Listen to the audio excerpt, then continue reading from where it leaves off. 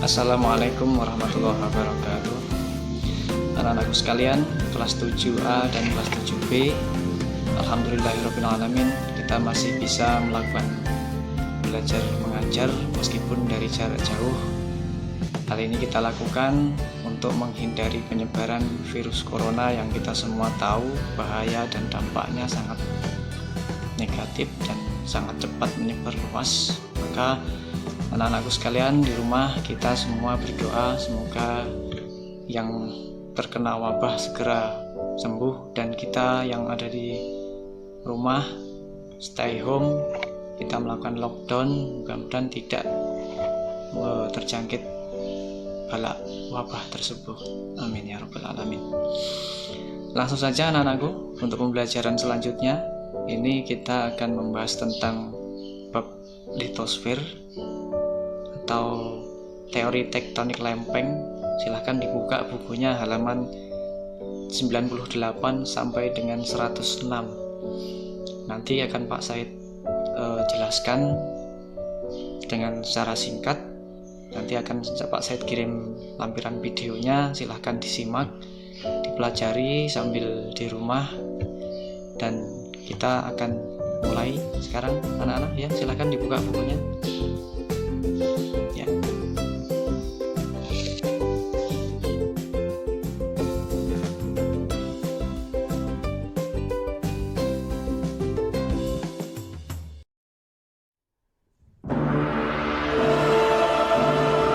Pada video kali ini, kami akan menjelaskan tentang pergerakan lempeng bumi.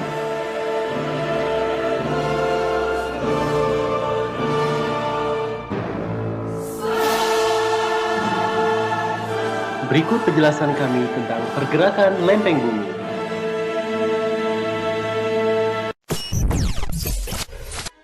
Keindahan alam yang kita lihat selama ini, seperti pegunungan, air terjun, lembah ataupun ngarai, merupakan suatu bentuk fenomena alam yang bersifat variatif dan dinamis.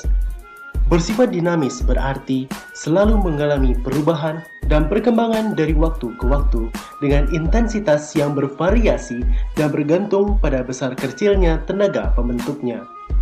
Perubahan bentuk bentang alam secara alami dipengaruhi oleh tenaga asal dalam bumi yang disebut sebagai tenaga endogen, sehingga mampu membentuk morfologi muka bumi yang beraneka ragam. Tenaga itu yang meliputi vulkanisme, aktivitas gunung api, dan tektonisme, aktivitas lempeng bumi. Kali ini kami akan menjelaskan tentang aktivitas tektonisme gerakan lempeng bumi. Yang pertama, gerakan konvergen. Gerakan konvergen merupakan gerakan lempeng tektonik yang saling mendekat sehingga menimbulkan tabrakan antar lempeng. Konvergen dapat berupa subductions atau penunjaman dan collision atau tumbukan.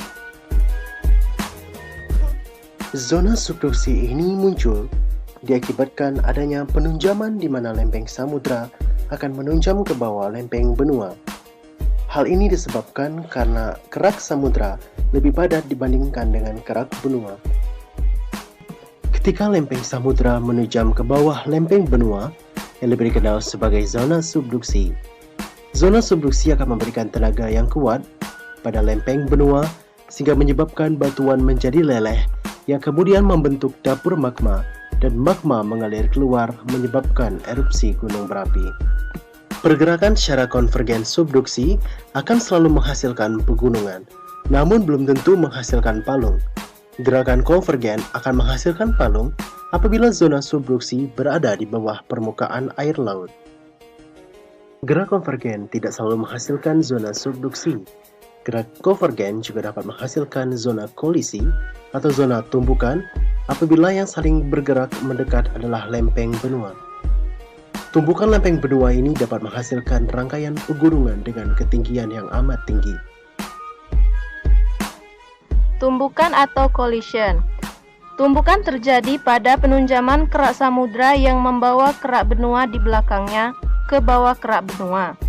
Jika hal ini berlanjut, maka akan terjadi tumbukan antar kerak benua.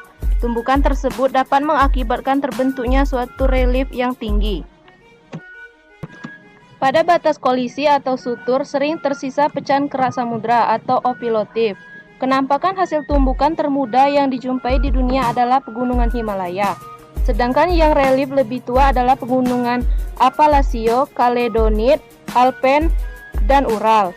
Penebalan kerak benua yang dapat terjadi karena pensesaran naik yang berjenjang dan saling menumpang atau imbrikasi.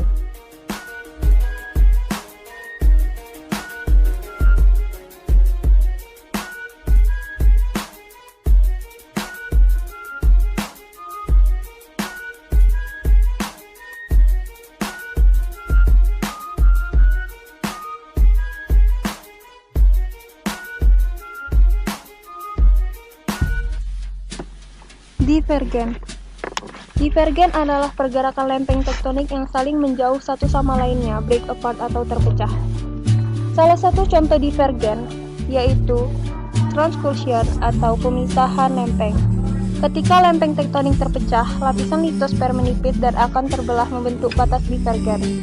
Bila pergerakan ini terjadi pada lempeng samudra, akan menyebabkan pemekaran lempeng samudra yang menghasilkan palung laut. Namun, bila pergerakan terjadi pada permukaan lempeng benua, maka akan menghasilkan lembah retakan akibat kedua lempeng saling berjauhan. Kedua bentuk pergerakan tersebut pada akhirnya akan membuahkan benua dan samudra yang baru.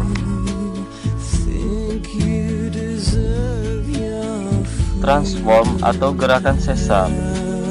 Gerakan sesar adalah gerakan dua lempeng tektonik yang bergeser dan menimbulkan patahan batuan lapisan kulit bumi. Gerakan sesar biasa disebut juga patahan atau transkursion, yang mana terjadi karena adanya tekanan atau gerakan tektonik secara horizontal maupun vertikal pada kulit bumi yang rapuh. Daerah patahan merupakan daerah yang rawan gempa karena rapuh. Patahan sering disebut juga sesar. Patahan terjadi ketika suatu batuan mengalami retakan terlebih dahulu, yang kejadian ini berkaitan erat dengan tekanan dan kekuatan batuan yang mendapatkan gaya sehingga timbul adanya retakan atau fraktur. Tekanan yang diberikan mampu memberikan perubahan pada batuan dengan waktu yang sangat lama dan hingga memberikan gerakan sebesar 100 cm dan bahkan sampai beberapa meter. Ketika ini terjadi, maka akan timbul sebuah gaya yang sangat besar yang berdampak getaran bagi sekitarnya saat suatu batuan mengalami patahan atau yang sering kita sebut dengan gempa. Arah pergerakan pada suatu patahan tergantung pada kekuatan batuan. Patahan diakibatkan oleh batuan yang ditekankan atau mendapatkan gaya yang pada umumnya dalam bentuk tekanan. Pada umumnya membentuk lipatan, yang kemudian batuan dapat pecah.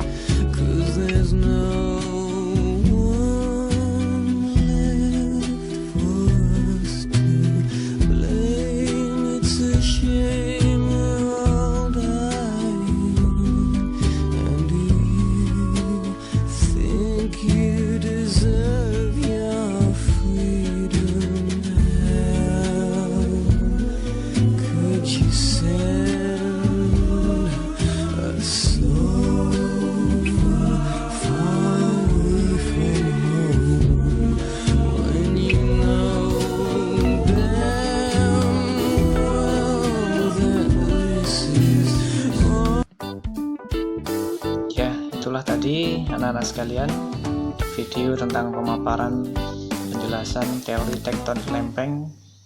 Lengkap penjelasannya, silahkan diputar berulang-ulang supaya anak-anak semua bisa paham.